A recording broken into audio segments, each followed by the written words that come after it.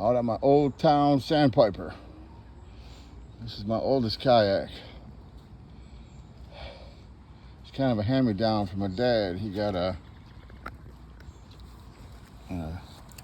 choose an award for his work at Hudson's for longevity.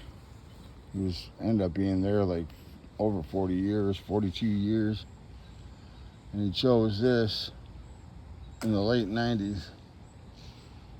And he didn't use it very much. I'm not sure if he just didn't like it, if he wasn't comfortable with it or what, but I ended up with it. So this thing is probably 27, 28 years old. Definitely 90s. Get off me, dragonfly. But I haven't been on it in a whole lot of years.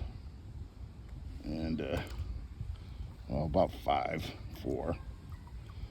And I lost about 44 pounds, so I wanted to give it a shot again. Considering I kind of got overweight for it. But now it seems pretty good. This thing is so fast, so maneuverable. Everybody that's ever used it has said the same thing. At least everybody that's used it that is the proper weight for it. But